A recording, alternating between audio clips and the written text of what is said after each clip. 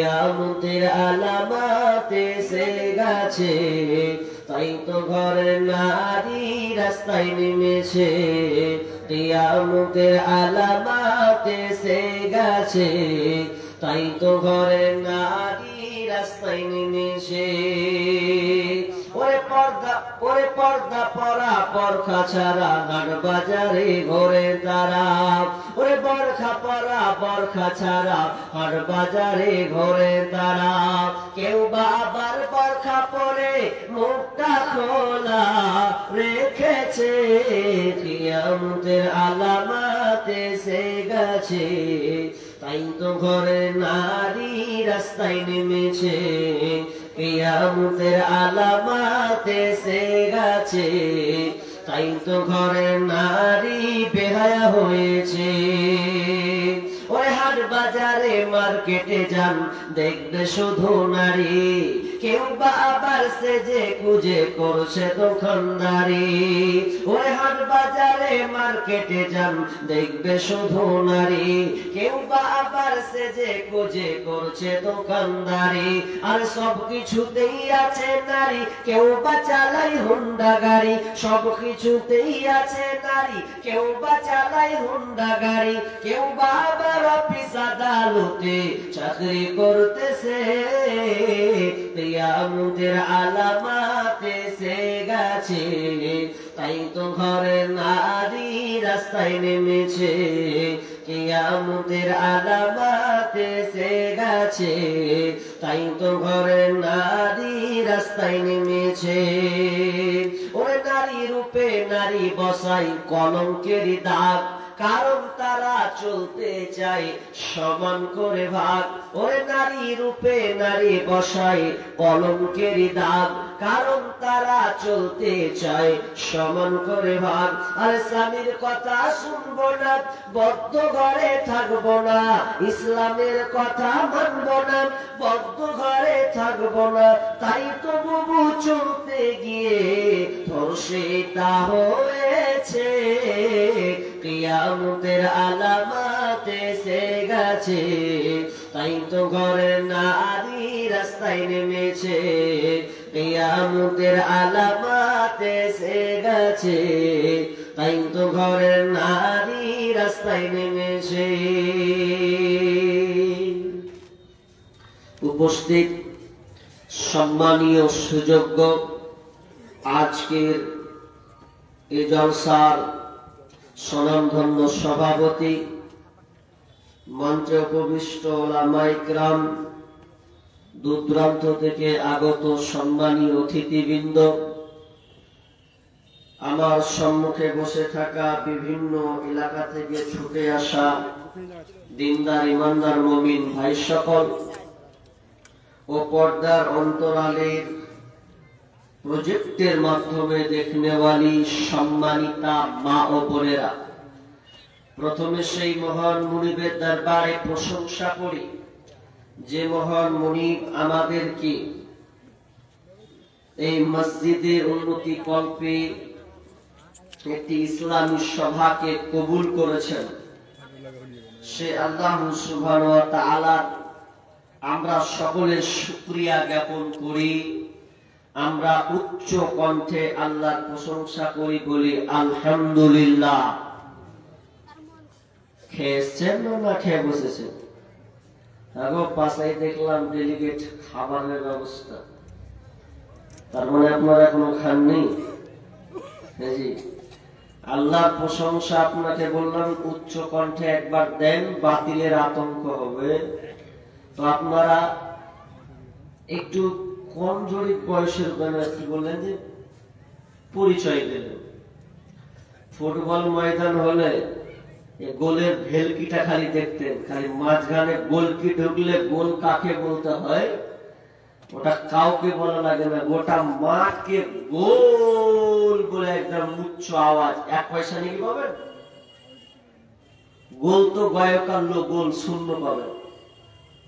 কিন্তু আল্লাহর প্রশংসা করতে গেলে আপনি আলহামদুলিল্লাহ কতটি বা আপনার অক্ষর আছে আপনি ভেবেছেন? একটা হাত করলে আবার 10 নাকি, তার মধ্যে আপনি আল্লাহর প্রশংসা করে বলেন তো আমরা কার গোলাম?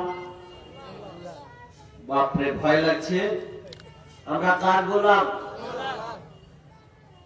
আছে কিছুটা পুঁজি।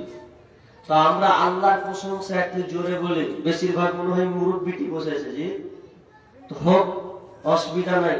তো আমরা সবাই একটু আল্লাহ শুকরিয়া বলি, জোরে বলেন তো আলহামদুলিল্লাহ।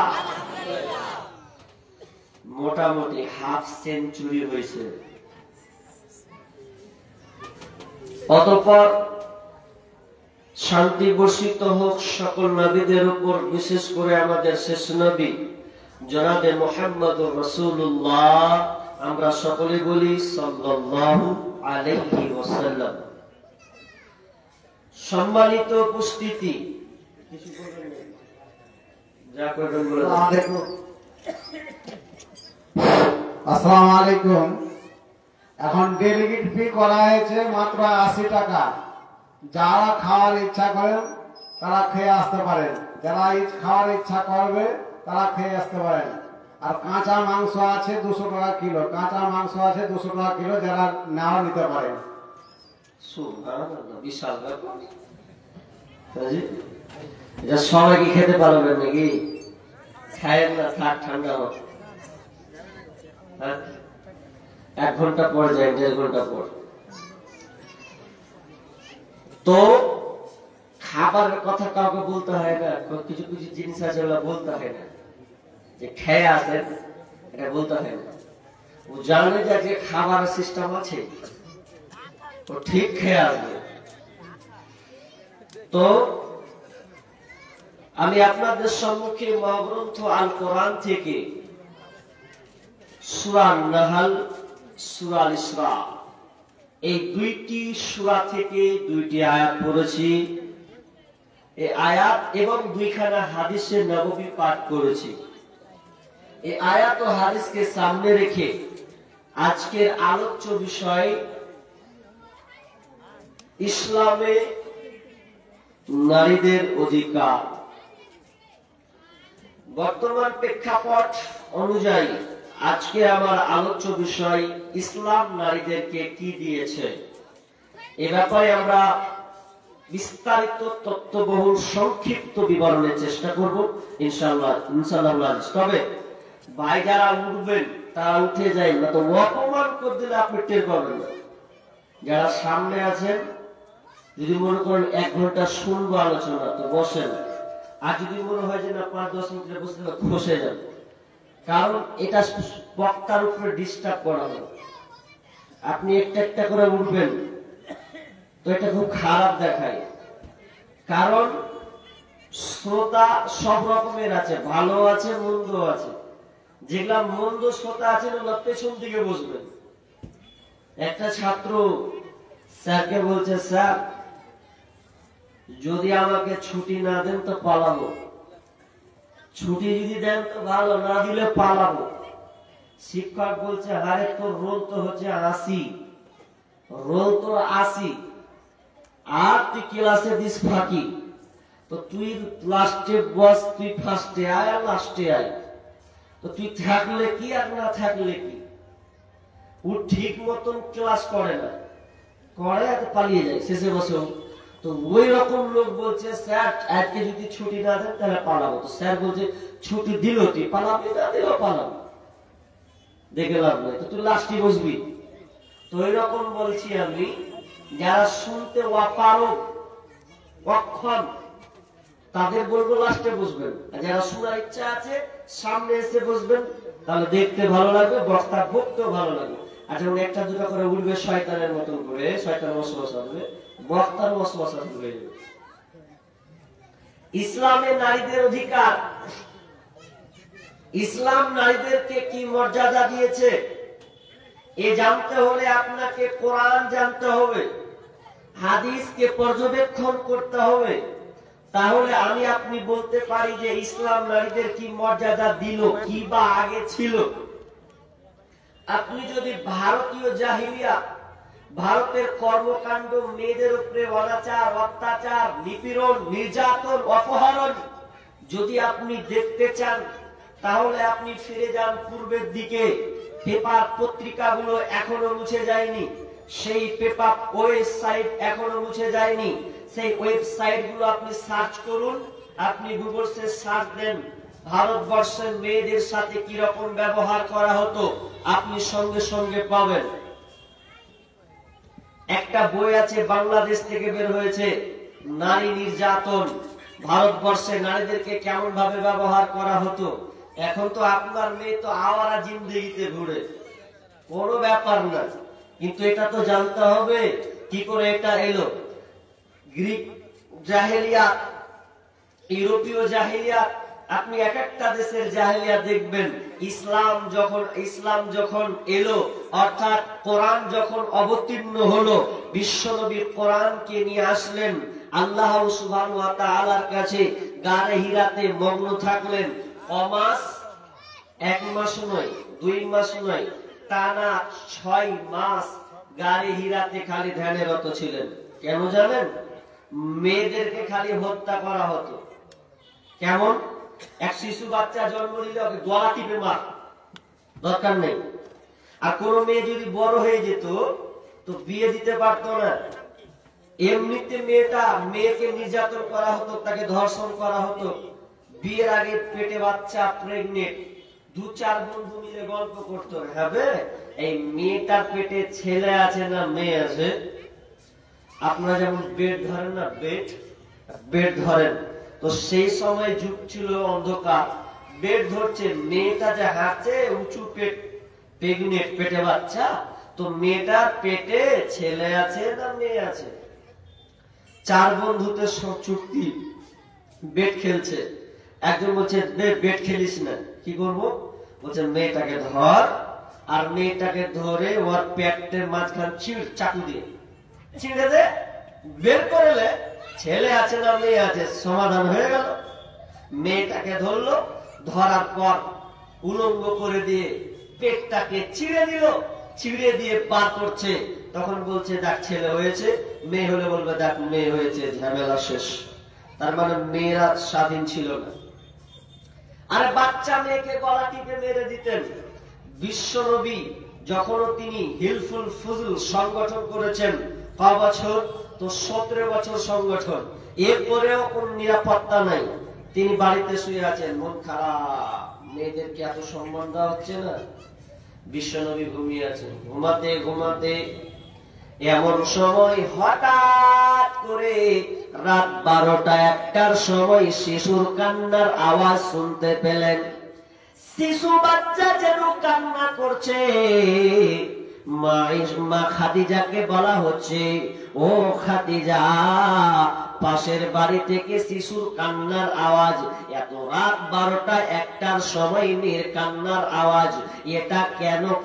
তো একবার খোঁজ নাও, কেন এত রাতে মেয়েটা, এই শিশু বাচ্চাটা কান্না করছে।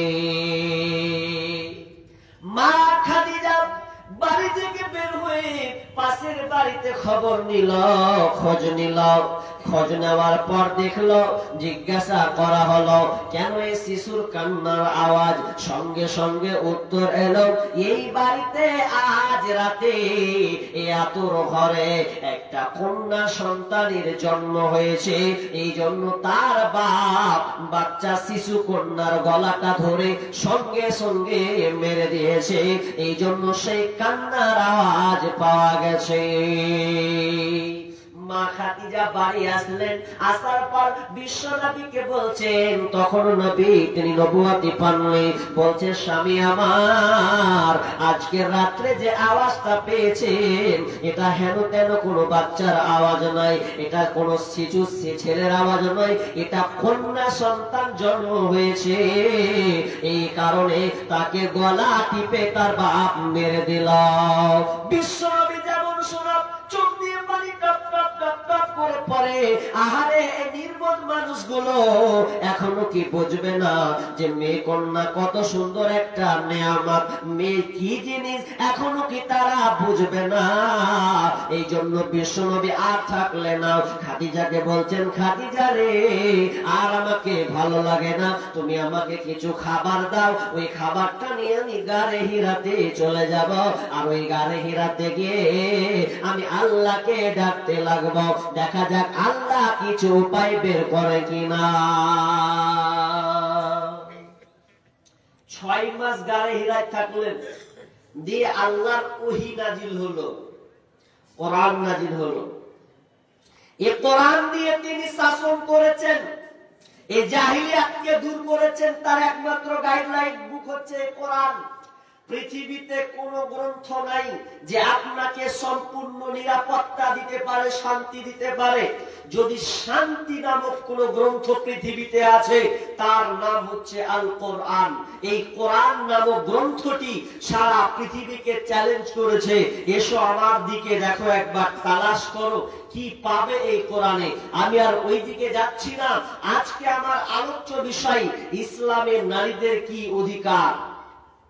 এমন একটা সময় ছিল জাহিলিয়াতের যুগে, শিশু মেয়ে যদি জন্ম নেয়, বাপরা বলতো 2 দিন কাঁদবো, 3 দিন কাঁদবো, 1 মাস কেঁদে দিব তাও ভালো, কিন্তু মেয়ে কন্যা মানুষ করবো না। কেন করবে না? মেয়ে মানুষ কন্যা এই জন্য করবে না, মেয়ে যে রাস্তা দিয়ে হাঁটবে এর স্বাধীনতা নাই, মেয়েকে যে কেউ ভোগ করবে। শুধু তাই নাই, মেয়েকে ঝিঘাটতে হবে, বিয়ে দিব, এতটা আপনাকে যৌতুক লাগবে, পণ দিতে হবে আমাকে, তো এত পণ এত যৌতুক পাবো কোথা? এই জন্য সে কি করতো, যে পরের বাড়িতে ঝি খাবে, লাভ খাবে, মার খাবে, সম্মান দিবে না, ইজ্জত দিবে না, তো দরকার নাই, ওর থেকে মেরে দিব, 1 মাস কেঁদে দিন। একটা কথা বলি আপনাদের, একটু ইঙ্গিত দেন। আপনার বাড়িতে একটা মেয়ে আছে, ওই মেয়েটাকে যদি আপনি 16-17 বছর ধরে মানুষ করলেন, ভালো স্কুলে দিলেন, ভালো ইউনিভার্সিটিতে দিলেন, মিশনে দিলেন, দেওয়ার পর আপনি বলেন তো, আপনার ওই 16 বছরের বেটি আপনি কত আশা করেন তো, যে আমার বেটি মানুষ করব, ভালো জায়গায় নিয়ে যাব, আমার বেটি ডাক্তার হতে চাইলে ডাক্তার বানাবো, মাস্টারনি হলে মাস্টারনি বানাবো, ইঞ্জিনিয়ার হলে ইঞ্জিনিয়ার বানাবো। আচ্ছা, ওই মেয়েটা যদি 18 বছরে একটা ছেলে, 18 বছর বয়সে যদি একটা ছেলে হাত ধরে পালিয়ে যায়, তাহলে আপনার মনটা ভালো করবে না খারাপ করবে? হ্যাঁ, খারাপ করবে অটোমেটিকলি। যার জন্য আমি এত পরিশ্রম করছি, সে আমার মুখে চুলকানি মেখে চলে গেল। এখন যদি ওই মেয়েটাকে আপনি পান, রাখবেন না বস্তাবন্দি করবেন না? কত রাগ হলে করবেন যে সালাকে কেটে কুচি কুচি করে কাটবো, দিয়ে একদম নুন মাখিয়ে বস্তাবন্দি করে ভরে দেবো। বেশি রাগ উঠলে এটাই বলবেন। তো জাহিলিয়াতের কর্মকাণ্ড ওই রকমই ছিল। কেমন ছিল আল্লাহ তুলে ধরছেন, কি করা হতো তাও তুলে ধরছেন। বিসমিল্লাহির রাহমানির রহিম। وَإِذَا بُشِّرَ أَحَدُهُم بِالْأُنثَى ظَلَّ وَجْهُهُ مُسْوَدًّا وَهُوَ كَظِيمٌ। আল্লাহ সুবহানাহু ওয়া তাআলা বলেন, ওয়াইদা বুশিরা আহাদুহুম বিল উনসা, যখন ওকে সুসংবাদ দেওয়া হতো, গার্জিয়ানকে যখন বলা হতো যে তোমার বাড়িতে কন্যা সন্তানের জন্ম হয়েছে, যাল্লা ওয়াজহুহু মুসওয়াদ্দান, তখন তার মুখটা কালো মলিন হয়ে যেত, কালো বর্ণের হয়ে যেত, ওয়া হুয়া কাযীম, তখন সে ভারাক্রান্ত মন নিয়ে থাকতো। আহারে, আমার ঘরে কন্যা সন্তানের জন্ম হয়েছে, তাহলে তো আমি সমাজের কাছে দুর্নাম ছাড়া আর কিছু পাবো না। সমাজ আমাকে তিরস্কার করবে, লাঞ্ছনা দেবে, গঞ্জনা দেবে। আমার বাড়িতে কন্যা সন্তানের জন্ম হয়েছে। কোন বাপ মেয়ে সন্তান জন্ম হলে একবার মুখে হাসি ফুটতো না, না না না, আমি কি করলাম, আমার মেয়ে হয়েছে, সমাজকে আমি কিভাবে মুখ দেখাবো, আমার প্রতিবেশীর সঙ্গে আমি কেমন করে ব্যবহার করব, কেমন ভাবে কথা বলবো, সবাই তো আমাকে গঞ্জনা দিবে, লাঞ্ছনা দেবে, আমার সঙ্গে আর কি ঠাট্টা মস্করা করবে। এই জন্য আমি চিন্তিত হয়ে গেলেন। প্রত্যেকটা গার্জেন চিন্তিত মনে থাকতো এবং তারা কি করতো, ইয়াতাওয়ারা মিনাল কওমি মিন সুই মা বুসিরা বি। শুধু তাই নয়, যখন তাকে এই সংবাদটা দেওয়া হতো তখন সে তার লজ্জার কারণে, গ্লানির কারণে তার মুখখানটাকে, তার নিজেকে এড়িয়ে নিত, তার সমাজ থেকে, তার গ্রাম থেকে, তার কম থেকে সে দূরে পালিয়ে বেড়াতো। কেন কেন যে আজ তার বাড়িতে কন্যা সন্তানের জন্ম হয়েছে। ইয়াতাওয়ারা মিনাল কওমি মিন সুই মা বুসিরা বি আয়ুমসিকুহু আলা হুনিন আম ইয়াদুসুহু ফিত তুরাব। এবং তারা চিন্তা করত, ওই গার্জেনরা আপনার চিন্তাতে থাকতো যে মেয়েটাকে বাঁচিয়ে রাখবো না মেয়েটাকে গলা টিপে মারবো, না মেয়েটাকে জ্যান্ত পুঁতে মারবো। তারা ডিসিশন চিন্তা করত, মেয়েটাকে রাখবে না বাঁচিয়ে রাখবে, সন্তানকে রাখবে না মেরে দেবে। আলা শাআ মা ইয়াহকুমুন। এবং তারা যে সিদ্ধান্তটা নিত, যারা ফাইসালাটা করত, ওরা কতই না জঘন্য ছিল। ফাইসালা দিয়ে থামতে না পেরে মেরে দিলে, দরকার নেই। এখন কথা হচ্ছে, আপনারাও মেয়েদেরকে মারেন, কিভাবে মারেন? রাগ করবেন, মিন জায়গায় গেলে রাগ করিয়েন না, শিক্ষা নেন। অনেক বাপ আছে মেয়েদেরকে মারছে আর জীবন্ত খবর না দো তাও মারে গো। কিভাবে মারে দেখবেন? চারটা বেটা, কান লাগান, চারটা বেটা, দুইটা বেটি, তিনটা বেটি, চার বেটাকে বাপ জমি জায়গা লিখে দেয়, কিন্তু বেটিকে মাহরুম করে রেখে দেয়।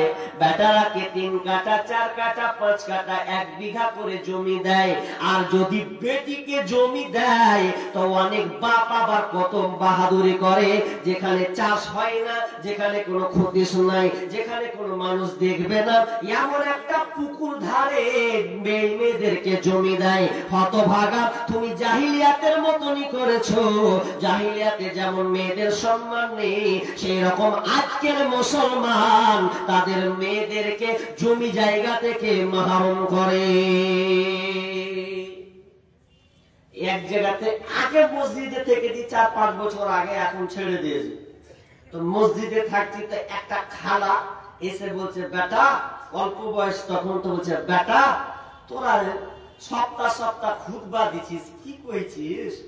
তো একবার এই বিষয়টা দে না। কোন বিষয়? বলছে, হারা যে জমি জায়গা পাই না, হারা জমি জায়গা পাই না, তো একবার বক্তব্য দিতে পারবো না। কত কষ্ট করে প্রশ্নটা করছে। তা আমি কোনো আগে খালা এগুলা আলোচনা করি, কিন্তু তোমার যে বদ অভ্যাস আছে শুনছি নাকি তোমরা বেলা হাওয়া মাপ দিয়ে দাও। বলছে, কে কইছে হাওয়া মাপ দিয়ে দেবো? বাপকে খাক মতো মামুলি, ওটা লজ্জাতে পড়ে। কিন্তু আসলে কোন মেয়ে বাপকে ক্ষমা করে না, এটা আপনি চ্যালেঞ্জ করবো আপনাকে। কোন মেয়ে বাপকে ক্ষমা করে না, ওটা ওপর ওপর সমাজের দিক দিয়ে বাপের আজ্ঞাতে উঠতে হবে, ভাইয়ের আজ্ঞাতে উঠতে হবে, তাই ও নিরূপ থেকে যায়। কিন্তু প্রকৃত আচ্ছা বলেন, জায়গাটা কি 10,000 টাকা কেউ ছেড়ে দেবে? 1 কাঠা 2 কাঠার দাম কোথাও 4 লাখ 5 লাখ, কোথাও 10 লাখ। কোন মেয়ে ছাড়বে পেলে আপনার মনে হয়? বলছে হাওয়া মাপ, হাওয়া মাপ বিচার হচ্ছে বার করে ছাড়বে। আমরা মেয়েদেরকে এভাবে হত্যা করেছি। তাদের অধিকার তারা যে পাবে, অংশীদার ফরাইজ হিসাবে যেটুকুই পাবে, আমরা ওটাকে কি করেছি? মাহরুম করেছি। এজন্য একজন বর্তমান রানিং একটা বক্তা আছে, যোগ্যতম শাইখুল হাদিস, তার কথা নকল করছি। তিনি এক বক্তব্যতে বলছেন, 2-4 জায়গায় শুনেছি, বলছে, কেউ যদি জাহান্নামী লোক দেখতে চাও কেউ যদি জাহান্নামী লোক মানুষ দেখতে চাও তাহলে তোমাকে কোথাও কলকাতা যাওয়া লাগবে না, বাংলাদেশ যাওয়া লাগবে না, তুমি তোমার গ্রামে দেখতে পাবে কোন লোকটা, যেই লোকটা দেখো রাস্তা দিয়ে হাঁটছে, বাপ বেটাকে জমি লিখে দিয়ে মেয়েদেরকে মাহরুম করে দিয়েছে, মেয়েদেরকে এক কাঠাও পর্যন্ত দেয় না, তাহলে জেনে নাও ওই লোকটা জাহান্নামী হাঁটছে। আমার কথা হলো, আমি বক্তার কথা একটু নকল করলাম, এবার জায়েজ না জায়েজ বুঝে নেবে। কি বললাম? যে আমরা মেয়েদেরকে পর্যন্ত মাহরুম করে দিয়েছি। আপনার বেটা যদি 2 কাঠা পায় তো আপনার মেয়ে 1 কাঠা পাবে। এখন বলে বলবি স্যার বেটিরা যে মালা লিছে, কোন যে ওই যে জামাই এসে এই লিব সেই লিব, 4 চাক্কা 2 চাক্কা 1.5 ভরি 2 ভরি সোনা লিছে, এ তো লুটে লিছে, তো ওটা শরীয়ত বলেছে কি? ওটা আমি আপনাকে বানিয়েছি। ইসলাম তো বলেনি যে যৌতুক প্রথা আপনি চালু করবেন, ওকে আপনার বস জামাইকে আপনাকে দিতে হবে। ইসলাম তো এই কথা বলে না। ওটা আপনাকে শেষ করতে হবে। আপনি যেমন শুরু করেছেন ওটা আপনাকে দিয়ে শেষ করতে হবে। আর এই কোরআন যেটা বলেছে এটা আপনাকে প্রচার প্রসার করতে হবে, না হলে আপনার ঠিকানা জাহান্নাম। সেই রকমই জাহিলিয়াতের যুগে মেয়েদেরকেও জায়গা থেকে মাহরুম করা হতো। বাঁচা তো দূরের কথা, তাদেরকে গলা টিপে মেরে দিত। কেমন করে হত্যা করতো, কেমন করে মারত, আপনি তাফসিরে কুরতুবিতে চলে যান, ঘটনা লম্বা পাবেন। আরো গ্রন্থ আছে, তাফসির আছে, হাদিস আছে, ওই হাদিসগুলোতে আপনি পাবেন লম্বা লম্বা ঘটনা জাহিলিয়াতের ব্যাপারে মুফাসসিরগণ তুলে ধরেছেন। যেমন একটা আপনাকে বলি, সেটা এইরকমই কিন্তু ঘটনা। মেয়েদেরকে কবর খনন করে জীবন্ত লাশ, জীবন্ত কবর দেওয়া হতো। একদিন একজন সাহাবী বসে আছেন, কান্না করছেন। আল্লাহ রাসূল বলছেন, সাহাবী রে তুমি কান্না করছো কেন, কি হয়েছে তোমার? বলছেন, ইয়া রাসূলুল্লাহ আমি ইসলাম গ্রহণ করেছি বটে, কিন্তু আমার মন মানে না, মনে হয় আল্লাহ আমাকে ক্ষমা করবে না। আল্লাহ রাসূল বলছেন, সাহাবী রে তুমি এমন কি একটা গুনাহ করেছো যে গুনার কারণে আল্লাহ তোমাকে ক্ষমা করবে না? তুমি তো ইসলাম গ্রহণ করেছো, সব গুনাহ আল্লাহ তোমার মাফ করে দিয়েছে। এরপর আল্লাহ আমাকে দিয়েছিলেন যুগটা বড় নোংরা, ভয়াবহ অসভ্যের যুগ। সেই যুগে আমি আমার নিজের হাতে 8টা কন্যা সন্তানকে জীবন্ত কবর দিয়েছি। নিলাম, আমি আমার কোন বিবিকে বললাম, বিবি রে এই কন্যা সন্তানটা কার? তো বলছেন, ও স্বামী আমার, এটা হচ্ছে আপনার কন্যা সন্তান। আমি আবার রেগে গেলাম, আমি বললাম, বিবি আমি তো বলেছিলাম কন্যা সন্তান হলে তুমি গলা টিপে মেরে দেবে। তখন বিবি বলছে, স্বামী আমার, এটা আমি কখনোই কি করে পারি বলো?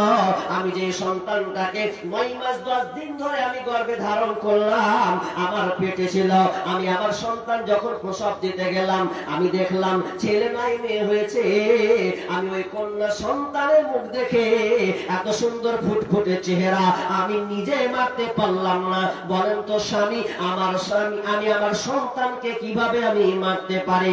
আর পৃথিবীর কোনো মা পারবে না যে নিজের সন্তানকে গলা টিপে মারতে।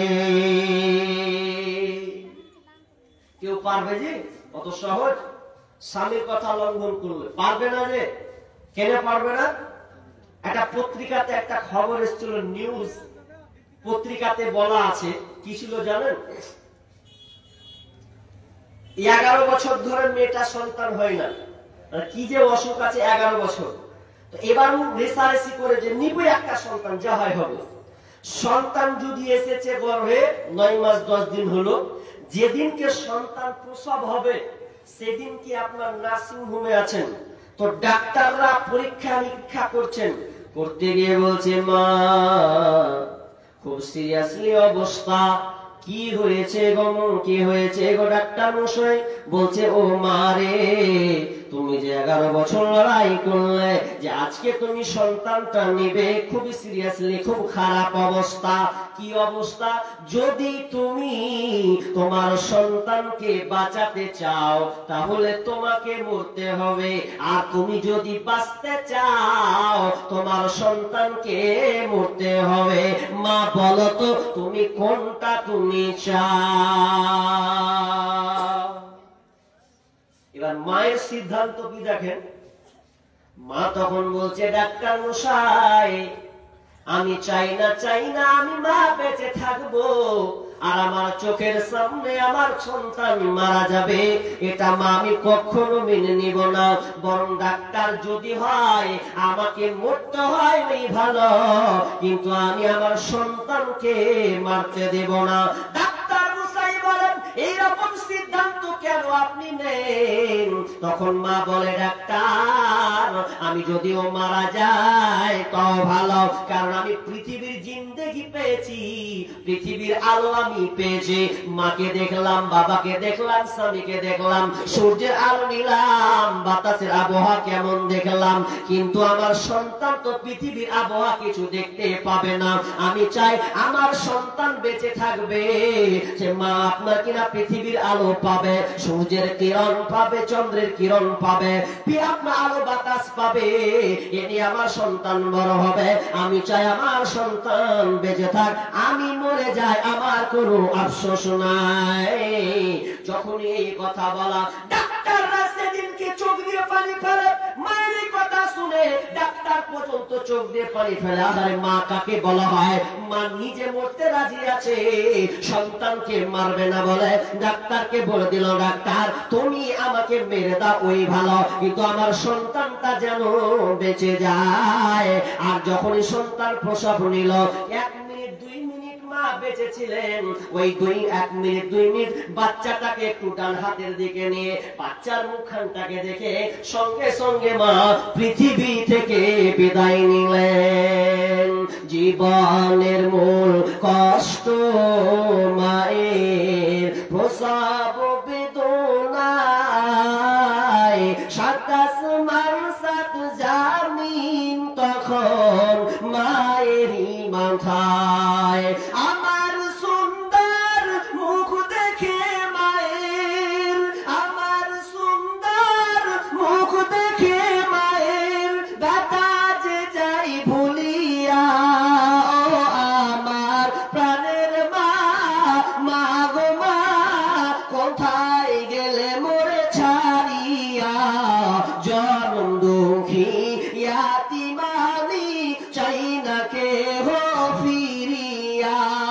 আমি যখন ছিলাম আমার মায়েরই উদারে, চলাফেরা করলেন যে মায় কত কষ্ট করে।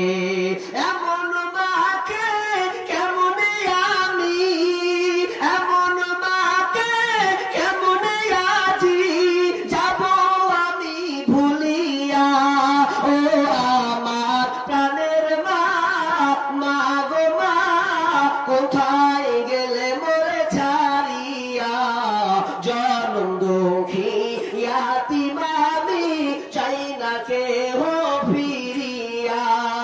দুঃখে কষ্টে মায়ের জীবন আমাকে নিয়া, শোধ করিতে পারিব নারী জীবনটা দিয়া।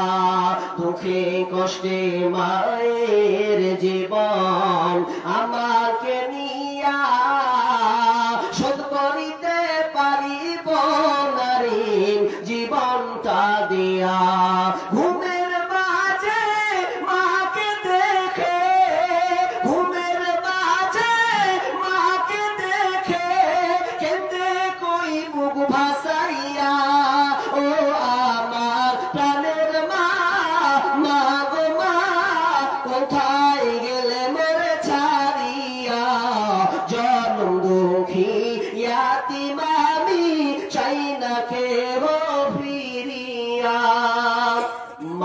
করতে রাজি হবে, কিন্তু সন্তানকে বাঁচাবে। সন্তান প্রসব দেওয়ার সময় বিজ্ঞানীরা বলেন একজন মাকে কতটা ব্যথা অনুভব করতে হয়। একটা মানুষ স্বাভাবিক 47 ইউনিট ব্যথা অনুভব করে, কিন্তু সন্তান প্রসব দিতে গিয়ে 47 ইউনিট নয়, ওই মাকে 57 থেকে 58 ইউনিট ব্যথা অনুভব করতে হয়। 58 সমান বিজ্ঞানীরা একটা উদাহরণ দিয়েছেন, মানুষের শরীরে 206 খানা যে হাড় আছে, এই হাড়কে যদি একত্রিত করা হয় আর হাড় পাটাকে একসঙ্গে যদি মুচড়ে ভেঙে দেওয়া হয়, এর যত কষ্ট হয় তার চাইতে একটা মাকে পৃথিবীতে সন্তান প্রসব দিতে গিয়ে তার চেয়ে দ্বিগুণ ব্যথা অনুভব করতে হয়। এই জন্য দেখবেন অনেক সময় সন্তান প্রসব দিতে গিয়ে মা মারা যায়, বাচ্চাকে রেখে মা মারা যায়। এবং ভারতবর্ষের রেকর্ড প্রতি বছর হাজার হাজার সন্তান প্রসব দিতে গিয়ে মা মারা যায়। আচ্ছা বলুন তো, এরকম কোন মা যদি হয় সন্তানকে মারতে পারবে? জীবনে পারবে না, অসম্ভব। সেই মাকে আমরা আজকে কষ্ট দিচ্ছি, সেই মাকে আমরা লাঞ্ছিত করছি, ঘর থেকে বের করছি। আপনাকে অনেক ঘটনা বলতে পারবো। মায়ের খাবারকে আমরা ভাগ করে দিয়েছি, কেমন মুলবির পানি সিস্টেম। মুলবি এক বাড়ি, ওই বাড়ি, সেই বাড়ি, তো বাপের পানিটা ওই রকম মুলবির বাড়ির মতন। এটা করা আপনার ঠিক হয়েছে? আচ্ছা বলেন তো, কার কার মা নেই এরকম হাত তুলেন তো দেখি, কারা অনাথ হয়ে আছে? একজন, দুইজন, তিনজন মা। সুবহানাল্লাহ, যে হাতগুলো উঠছে, মালিক তুমি সেই হাতখানকে কবুল করো। আল্লাহ ওই মা বাপকে আল্লাহ তুমি ক্ষমা করে দাও। ভাই, এটা মসজিদের জালসা, আমি আলোচনা করব, কিন্তু মিলে একটু থামছি, পেন্ডিং এ রাখছি। আমি শুধু আয়াতের তর্জমা করলাম, একটু বললাম, তো হাদিসগুলো পড়ে আছে, তো ওগুলা বলবো। অনেক ইম্পর্টেন্ট কথা আছে, আপনাকে বলতে বাধ্য হব। ইসলাম নারীকে কি কি মর্যাদা দিয়েছে 2 ঘন্টার উপরে আলোচনা করা যাবে, কিন্তু এটা হচ্ছে মসজিদের জালসা নাকি? মসজিদ আল্লাহর ঘর, আবাদ করবেন আপনারাই, আপনারাই দিবেন দেখভাল করবেন, কারণ মসজিদ হচ্ছেন আল্লাহর ঘর। এখানে আল্লাহর ইবাদত ছাড়া আর কিছুই হবে না। একমাত্র আল্লাহকে সন্তুষ্ট অর্জন করার জন্য, আল্লাহকে ডাকার জন্য আজকে আমরা মসজিদ বানিয়েছি। এই মসজিদে 5 ওয়াক্ত সালাত, 5 ওয়াক্ত নামাজ আদায় হবে, তাছাড়া ভিন্ন কিছু নয়। তাহলে আপনার এই শ্রম, আপনার এই মেধা, আপনার এই বুদ্ধি, আপনার এই সোর্স ইনকাম টাকা দিয়ে এই মসজিদ চলবে, আর এই মসজিদে আবাদ হবে। আপনি মরে যাবেন, কিন্তু আপনার এই অর্থ, এই সম্পদ মুছে যাবে না। এটা একটা সাদকায়ে জারিয়া হবে। ইজা মাতাল ইনসানু ইনকাতা আনহু আমালুহু ইল্লা মিন সালাসা। আপনি মরে গেলেও 3টা পৃথিবীতে আমল আছে, তার মধ্যে একটা আমল সাদকায়ে জারিয়া।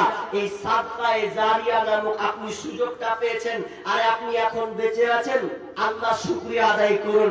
হতে পারে আপনি বাড়ি গিয়ে আপনার শ্বাস যতক্ষণ চলছে ততক্ষণ আপনি আছেন, শ্বাস বন্ধ হয়ে গেলে সব আশা আকাঙ্ক্ষা শেষ, কিছু করার নেই। আপনি যে আকাঙ্ক্ষা করলেন বাড়ি গিয়ে এটা করব, এই ব্যাটালে এই করব, অমুকটা এই করব, এই নিঃশ্বাস বন্ধ হয়ে গেলে তো সব আশঙ্কা, আপনার বাসনা শেষ হয়ে যাবে।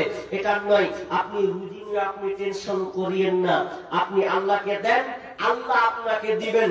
ভাই, আমি আলোচনা করব, পেন্ডিং এ রাখলাম, তবে মিডিলে একটু একটু চাইবো এই মসজিদের জন্য। আমি একটা অধম, এই অধম একটি ভাই বলেন আর ছেলে বলেন আর বাপজি যাই বলেন, সেই হিসাবে আপনাদের সামনে এখন বসেছি। কিছু চাইবো, আপনারা দিবেন, আমি দিলে আমি আপনাদের জন্য দোয়া করব। ভাই কেউ আছেন, কমিটি হোক আর কমিটির বাইরে হোক, প্রথমত একটা দাতা 10,000 দেনেওয়ালা?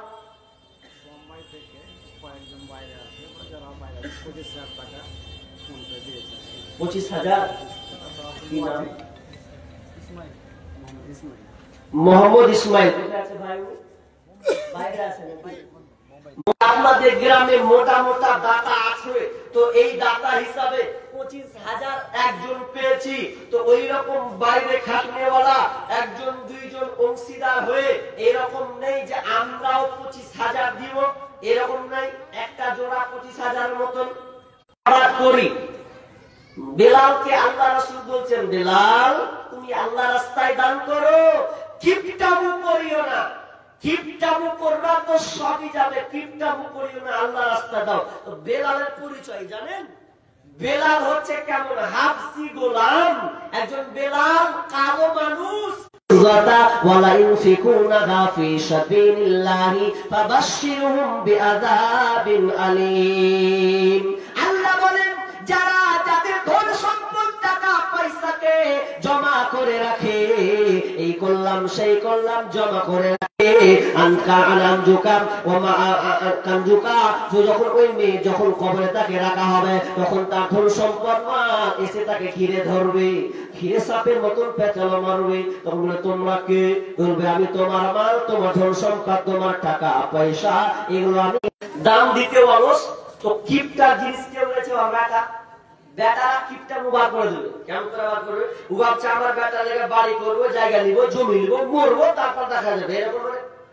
তা আমাদের এলাকার কথা বলি, একটা বাপ মারা গেছে, এত কিপটা পূর্ণ করে দাও, বালা মুসিবত দূর করে দাও, রোজগারে বরকত দাও, আমিন সুম্মা আমিন।